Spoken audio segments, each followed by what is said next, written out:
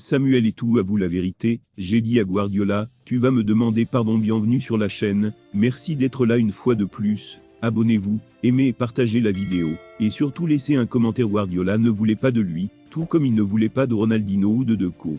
Malgré les tentatives, Eto'o a résisté lors de la première année de paix, au cours de laquelle ils ont remporté la Ligue des Champions 2008. J'ai dit à Guardiola, tu vas me demander pardon, parce que c'est moi qui ferai gagner le Barça, pas Messi, a avoué le Camerounais des années plus tard. C'est moi qui ai fait gagner le Barça, Paix s'est excusé auprès de moi. Une fois consacré en Europe, Guardiola a ordonné qu'il vendait tout à l'Inter pour amener, précisément, Ibrahimovic. Paix m'a permis de faire encore plus partie de l'histoire du football, a déclaré Eto'o avec ironie. Quelques temps plus tard, c'est que l'attaquant s'est imposé un an plus tard à l'Inter en remportant sa deuxième Ligue des Champions consécutive, la troisième au total, aussi bien à Barcelone qu'au Bayern Munich, et désormais à Manchester City. L'entraîneur catalan s'est heurté à certaines stars, à qui il n'a pas laissé beaucoup d'options, plutôt que de se contenter d'obéir à ses ordres. L'un des cas les plus marquants est celui du franco-marocain Mehdi Benassia, qui était sous les ordres de Guardiola au Bayern Munich. Dans une interview pour RMC Sport en 2019, Benassia reconnaissait les qualités techniques de l'Espagnol, mais personnellement n'appréciait pas le traitement. Il ne s'intéresse pas au côté humain d'un joueur, c'est mon avis, et beaucoup le partagent. Guardiola n'accorde pas beaucoup d'importance à l'aspect humain, il dit que c'est parce qu'il a eu des déceptions dans le passé, a déclaré Benassia. Je t'ai acheté, je t'ai aimé, tu as cette qualité et l'autre qualité, j'ai besoin de ça, je vais t'apprendre ceci et cela, tu es là, pour faire ce que je te dis, mais nous ne sommes pas là à être amis, a-t-il avoué à son arrivée. Benassia a reconnu qu'il n'avait pas de bons sentiments avec Guardiola. Je suis venu de Rome avec Rudi Garcia, un autre entraîneur catalan, nous n'étions pas amis, mais nous avions une excellente relation, pareille, avec Guy Dolin à l'Udinese.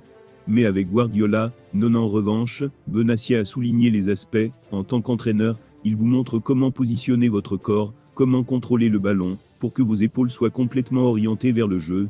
Tactiquement, il se battra toujours pour la supériorité au milieu de terrain, il veut jouer. Non, j'ai fait des sprints avec lui en 2 ans, c'est peut-être le meilleur au monde au niveau tactique. J'avais 28 ans, et je pense qu'il avait une grande connaissance du football, quand je suis venu au Bayern. Et pourtant, chaque jour j'avais l'impression de découvrir une nouvelle facette du football. Cristiano, Maradona, Pelé, Ronaldo Nazario, Messi, Dani Alves a toujours reconnu la grandeur des meilleurs joueurs de l'histoire. Bien sûr, lorsqu'on lui demande de parler de Lionel Messi, avec qui il a vécu des moments magiques au FC Barcelone, l'éloge prend une autre dimension. Dans une dynamique avec Marca, l'emblématique brésilien a dû décrire plusieurs figures du football mondial avec un seul mot. Et quand le nom du génie argentin a sauté sur la table, l'emblématique arrière latéral brésilien a déclaré Goad. Cette fois, il n'y avait aucune chance d'aller plus loin, mais ce n'est pas la première fois que le footballeur le plus titré de tous les temps place le septuple vainqueur du Ballon d'Or comme le meilleur. En 2016, lors d'une conférence à Mundo Deportivo, il assurait qu'il dirait à ses petits-enfants qu'il a joué avec le N-1 de l'histoire. Quand je prendrai ma retraite, je regarderai des vidéos de Leo, et je penserai c'est merveilleux, quel talent, et dans de nombreuses années, je montrerai des photos de Messi à mes petits-enfants et leur dirai, regardez, c'est le meilleur footballeur de l'histoire, et c'est moi à côté de lui. Je suis aussi sur la photo 2017, dans la section FIFA Best of, il se rendait aujourd'hui au 30e du PSG, le meilleur de tous les temps. J'ai choisi Messi, parce que c'est lui que j'ai vu jouer. Des autres joueurs, je n'entends que ce qu'ils disent d'eux et je ne peux pas le corroborer. Rire, alors, je choisis toujours celui que j'ai pu voir. Et dans une interview plus récente, celle-là aussi avec la FIFA en 2021, il a réitéré sa position, je ne peux parler que des joueurs